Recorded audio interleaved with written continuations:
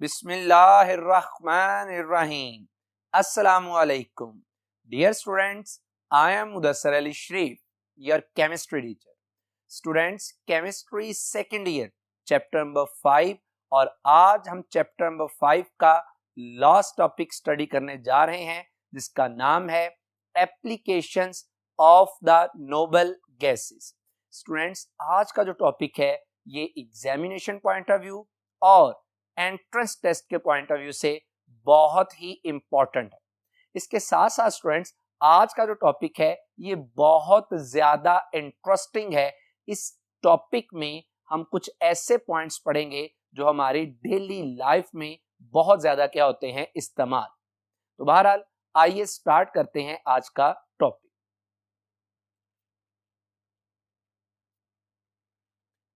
Applications of the noble gases. जैसा कि students आपको पता है कि नोबल गैसेस को आप ग्रुप 18 या ग्रुप 8A में रखते हैं of the periodic table. Noble gases में जो एलिमेंट शामिल हैं वो कौन कौन से हैं? Helium, neon, argon, krypton, xenon और एंड पर है रेडॉन. डियर स्टूडेंट्स, आज के इस लेक्चर में हम इन तमाम नोबल गैसेस के one by one uses applications को स्टडी करेंगे. स्टूडेंट्स, सबसे पहले मैं जिस नोबल गैस के यूजेस आपके सामने रखने जा रहा हूं वो है हेलियम. स्टूडेंट्स, जब आप हेलियम की बात करते हैं तो हम हेलियम को रिप्रेजेंट कर सकते हैं कुछ इस तरह से. He, हेलियम की सिंबल है. 2 स्टूडेंट्स इसका एटॉमिक नंबर और 4 इसकी क्या है, मास. स्टूडेंट्स, अगर इसके यूजेस की बात की जाए तो सबसे पहला इसका यूज है, it is used in weather balloons. ये वेदर बैलून्स में क्या होती है, इस्तेमाल होती है. स्टूडेंट्स, वेदर बैलून्स क्या है?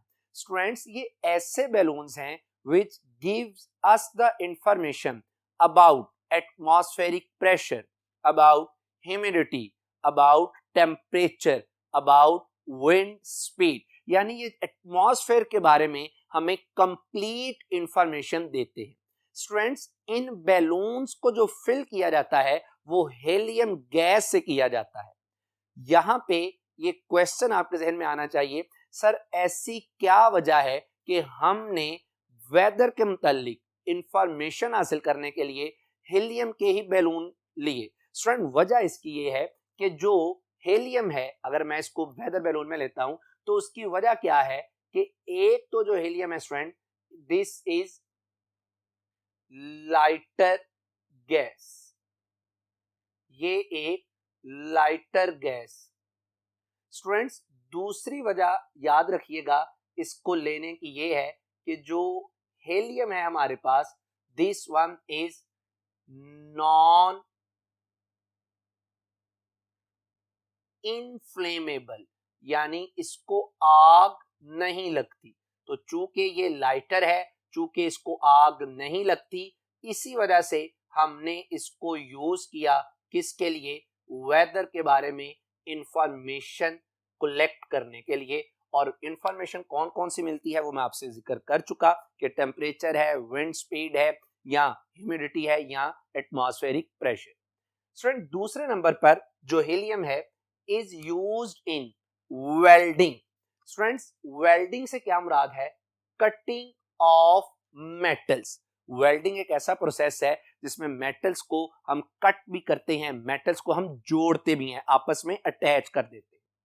And in traffic signal lights, और जो ट्रैफिक सिग्नल्स हैं उनमें भी यूज किए जाते हैं. जैसा कि आप अक्सर देखते होंगे कि रोड्स पर सिग्नल लगे होते हैं, उन सिग्नल्स में भी जो गैस भरी होती है वो कौन सी है? हेलियम.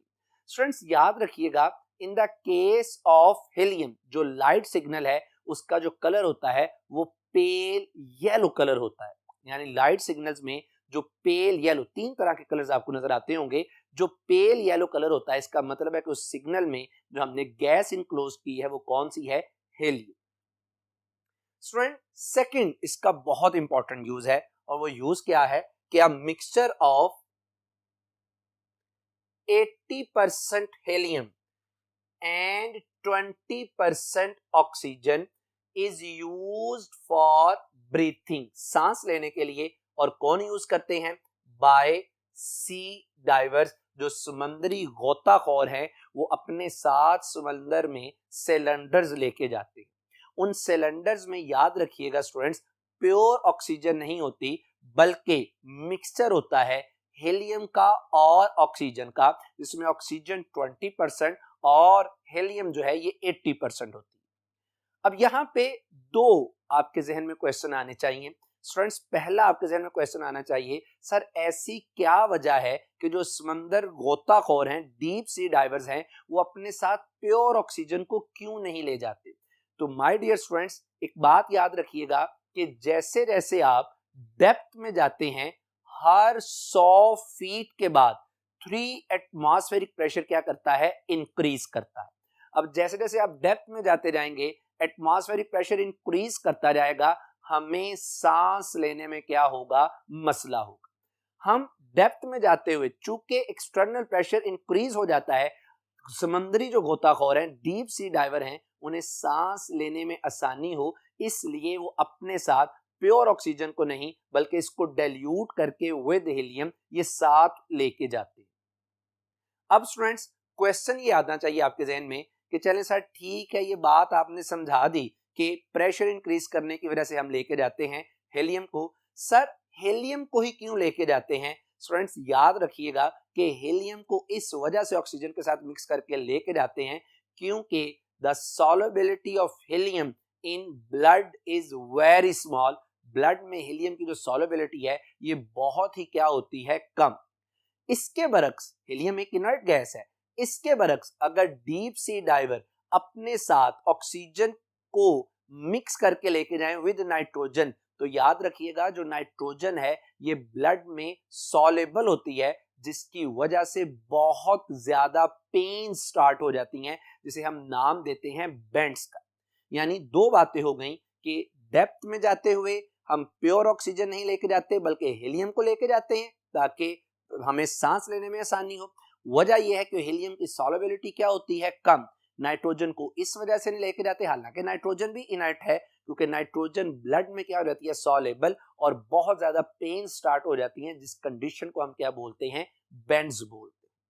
स्टूडेंट थर्ड जो इसका यूज है, it is used as a cooling medium for nuclear reactors. ये न्यूक्लियर रिएक्टर्स जहां पे न्यूक्लियर रिएक्शंस होते हैं वहां पे ये यूज किया जाता है किसके तौर पर? कूलिंग मीडियम के तौर पर। स्टूडेंट्स अब क्वेश्चन ये आता है कि सर ऐसी क्या वजह है? स्टूडेंट याद रखिएगा कि जो हीलियम है इसका फ्रीजिंग पॉइंट बहुत बहुत क्या होता है? लो होता है। याद रखिएगा हीलियम का फ्रीजिंग पॉइंट होता है -272 degree C, which is very low temperature. अब होता क्या है स्टूडेंट, जब आप हीलियम को क्या कर देते हैं? फ्रीज कर देते हैं, वेरी लो टेम्परेचर पे जाकर जब आप इसको फ्रीज कर देते हैं, तो जिस न्यूक्लियर रिएक्टर में न्यूक्लियर रिएक्शन होता है वहां पे बहुत ज्यादा हीट क्या होती है? इवॉल्व। चूंकि हीलियम का फ्रीजिंग पॉइंट बहुत कम है, तो ये क्या करती है? जब ये लिक्विफाई होने लगती है या वेपर्स में कन्वर्ट होने लगती है, तो ये उसी न्यूक्लियर रिएक्टर की हीट को क्या कर लेती है? एब्जॉर्ब कर लेती है। और जब ये न्यूक्लियर रिएक्टर से हीट को एब्जॉर्ब कर लेगी तो इसका मतलब है कि रिमेनिंग जो पोर्शन होगा न्यूक्लियर रिएक्टर का, वहां पे टेम्परेचर कम हो जाएगा, यानी एहसास होगा किसका? कूलिंग का। तो चूंकि इसका फ्रीजिंग पॉइंट कम है, इस वजह से ये यूज होती है किस लिए? कूलिंग पर्पस के लिए।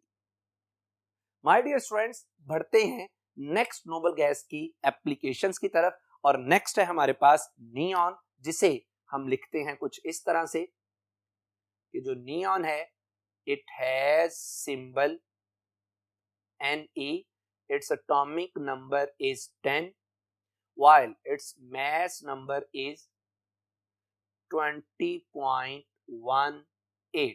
यहां सिंपल आप इसको 20 भी लिख सकते हैं। स्टूडेंट्स अगर इसकी एप्लीकेशंस की बात की जाए तो याद रखिएगा कि जो नियॉन है it is largely used in making, क्या बनाने में इस्तेमाल होता है? Neon advertising science. स्टूडेंट्स ये बहुत ही इंपॉर्टेंट इसकी एप्लीकेशन है, नियॉन एडवर्टाइजिंग साइंस। आप अक्सर जब रोड्स पे जा रहे होते हैं और खसूसन जब रात का वक्त होता है तो रोड के किनारों पर आपको डिफरेंट एडवर्टाइजमेंट बोर्ड नजर आते हैं जहां पे डिफरेंट प्रोडक्ट्स की क्या की होती है, पब्लिसिटी की हो जाती है। स्टूडेंट्स ये जो बोर्ड हैं ये बड़े शाइन कर रहे होते हैं, ग्लो कर रहे होते हैं, वजह के इनमें मौजूद होती है क्या चीज, नियॉन गैस।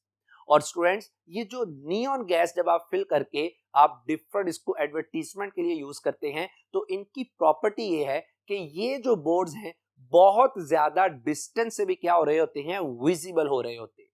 ना सिर्फ बहुत ज्यादा डिस्टेंस से ये विजिबल हो रहे होते हैं, याद रखिएगा कि अगर मौसम खराब है यानी फोग है, मॉइस्ट मौजूद है, उसमें नमी मौजूद है, फोग मौजूद है, क्लाउडी है, तो उसके बावजूद भी ये जो बोर्ड्स हैं, एडवर्टीजमेंट बोर्ड्स जिनमें आपने नियॉन को फिल किया है, ये आपको विजिबल बड़ा क्लियरली क्या करते हैं, दिखाई देते हैं।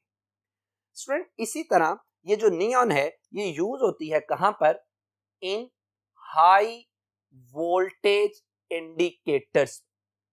यानी ये डिवाइस है कौन सी, हाई वोल्टेज इंडिकेटर्स। सबसे पहले देखते हैं कि ये हाई वोल्टेज इंडिकेटर्स क्या है, लफ्ज बताते हैं इंडिकेटर्स, जो इंडिकेट करते हैं। स्टूडेंट ये जो हाई वोल्टेज इंडिकेटर्स हैं ये आपको बताते हैं about the presence of high voltage up to 15,000 volts तक आपको बताते हैं कि अगर किसी जगह पर ये वोल्टेज मौजूद हो। ये जो डिवाइसेस हैं जो आपको हाई वोल्टेज के बारे में बताती हैं उनमें भी आपने फिल की होती है कौन सी गैस, नियॉन गैस। स्टूडेंट्स तीसरी जो इसमें नियॉन की बात है, और ये नियॉन यूज होती है किसको बनाने के लिए, टीवी ट्यूब्स। नो डाउट कि अब ये जो टीवी ट्यूब्स हैं ये ओल्ड फैशन जो टीवी हैं, अब तो बड़ी लेटेस्ट टीवी आ चुके, जैसे एलसीडी है, एलईडी है, लेकिन जो पुराने वर्जन के टीवी थे मोटी स्क्रीन वाले, अगर आपको याद हो तो उनकी स्क्रीन में ट्यूब्स में भी जो गैस यूज होती थी वो गैस कौन सी थी, नियॉन। स्टूडेंट सेकंड जो इसका यूज है कि neon and helium arc. Arc का स्टूडेंट मैंने आपको पहले भी बताया हुआ है कि आर्क क्या है, ये दो पॉइंट्स के दरमियान में किसी कंडक्टिंग गैस को रख दिया जाता है और इलेक्ट्रिक करंट फ्लो होता है। इज यूज्ड इन मेकिंग, ये इस्तेमाल होती है क्या बनाने में, glass razors, lasers. Students glass lasers क्या होते हैं, ग्लास लेजर जो हैं, ये ग्लास लेजर जो हैं इनको आप यूज करते हैं ग्लास की कटिंग के लिए। यानी ग्लास की कटिंग के लिए जो आप फ्लेम प्रोड्यूस करते हैं उस फ्लेम में नियॉन और हीलियम मौजूद होती है और ये ग्लास को बड़ा एक्यूरेटली कट करने के लिए क्या किया जाता है, इस्तेमाल किया जाता है। तो स्टूडेंट्स ये यहां तक यूजेस थे नियॉन के। बढ़ते हैं third uses application of noble gas यानी आर्गन। स्टूडेंट्स जो आर्गन है हम इसको लिख सकते हैं कुछ इस तरह से, आर्गन की जो सिंबल है दैट इज ए आर, और स्टूडेंट इसका जो एटॉमिक नंबर है that is 18 atomic number argon का। और अगर मैथ की बात की जाए तो इट इज अबाउट 40 क्या है इसकी मैथ। अगर इसके यूजेस की बात की जाए तो स्टूडेंट याद रखिएगा it is used in electric light bulbs. ये आम जो बल्ब होते हैं जो ऑफिसेज में, घरों में इस्तेमाल किए जाते हैं, इलेक्ट्रिक लाइट बल्ब्स, इन फ्लोरेसेंट ट्यूब्स। अब क्वेश्चन ये है कि ये फ्लोरेसेंट ट्यूब्स क्या है, जैसे बेटा लाइट बल्ब्स हैं इसी तरह फ्लोरेसेंट ट्यूब्स भी होते हैं। और अगर मैं टेक्निकली आपके सामने डिफाइन करूं कि फ्लोरेसेंट जो ट्यूब्स हैं, ये लैंप्स हैं, ट्यूब्स हैं, ये क्या चीज होती हैं, स्टूडेंट याद रखिएगा कि ये जो ट्यूब्स हैं filled with gas containing low pressure mercury along with argon. यानी ये एक ट्यूब होती है, एक लैंप होता है, एक बल्ब होता है जिसमें आपने लो प्रेशर पे मर्करी और आर्गन को क्या किया होता है, रखा होता है। और ये भी आम इलेक्ट्रिक बल्ब्स की तरह क्या प्रोड्यूस करती हैं, ग्लो प्रोड्यूस करती हैं। और याद रखिएगा कि आर्गन के केस में ये जो ग्लो का कलर है it is violet to pale blue colour. Argon के केस में जैसे मैंने कहा ना फ्लोरेसेंट ट्यूब्स हैं, तो इसका जो ग्लो होता है that is violet to pale blue in colour. Student इसी तरह they are used in radio tubes. Students radio tubes भी क्या होते हैं? They are just like cathode tube, जिसमें एनोड और कैथोड है और इनके दरमियान में जो गैस हमने इनक्लोज की होती है वो गैस कौन सी होती है? आर्गन। और इसी तरह स्टूडेंट एन इन गाइगर काउंटर्स। और स्टूडेंट ये जो गाइगर काउंटर्स है ये एक ऐसी डिवाइस है जो क्या करती है? मेजर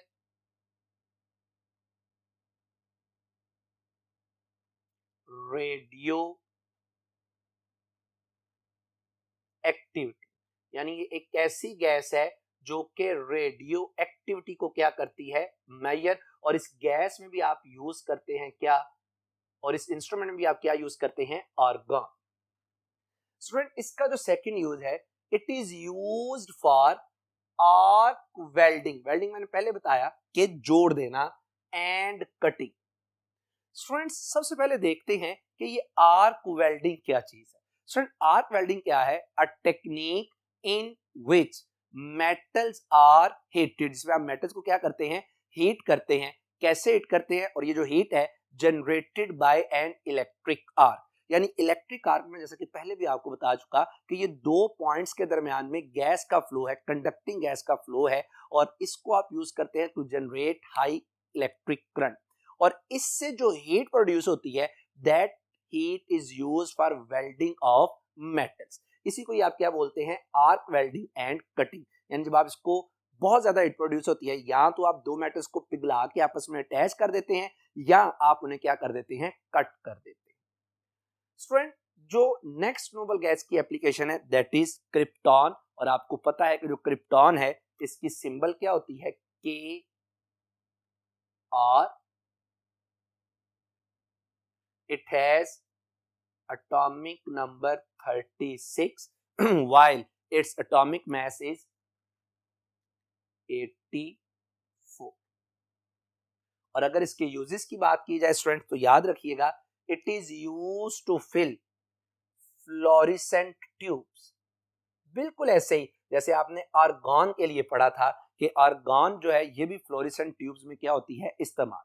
आर्गन के केस में आपने पढ़ा था कि जो फ्लोरिसेंट ट्यूब का ग्लो है that is violet to pale blue. लेकिन याद रखिएगा कि ऐसा फ्लोरिसेंट ट्यूब जिसमें आप लोगों ने क्रिप्टॉन को फिल किया हुआ है उसका जो कलर होता है that is grey off white to green, यानी ग्रे होता है या off white to green colour का ग्लो होता है।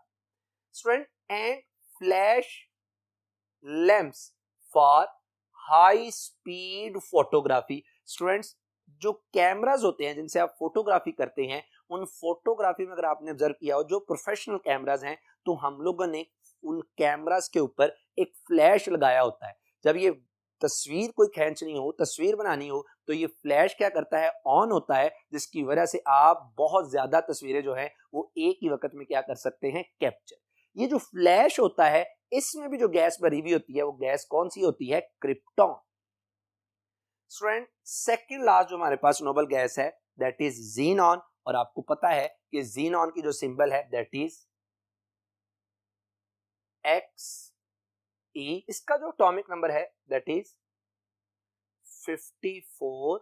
और अगर आप मैथ की बात करते हैं तो इट इज 131.29।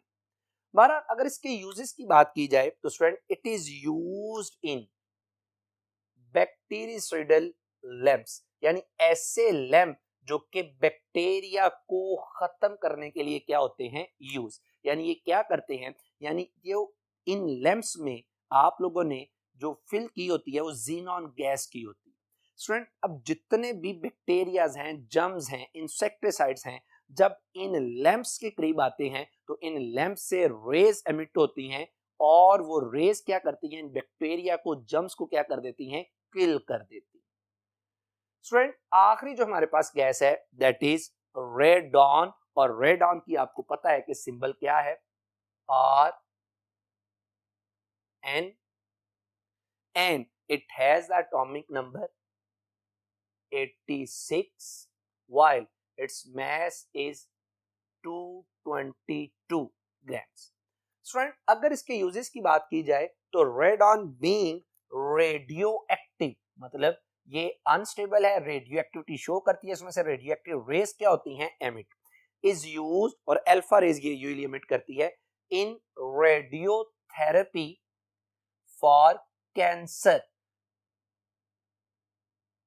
यानी ये क्या होती है, जो रेडॉन है ये चूंकि रेडियो एक्टिव है, इसमें से रेडियो एक्टिव रेज एमिट होती हैं, तो बॉडी के जिस हिस्से में कैंसर का ट्यूमर होता है उस हिस्से पे आप लोग क्या करते हैं, ये रेज डालते हैं, जिसे आप लोग क्या बोलते हैं, रेडियो थेरेपी बोलते हैं। और वो जो कैंसर का ट्यूमर है वो इस रेडियो थेरेपी के जरिए से क्या किया जाता है, खत्म।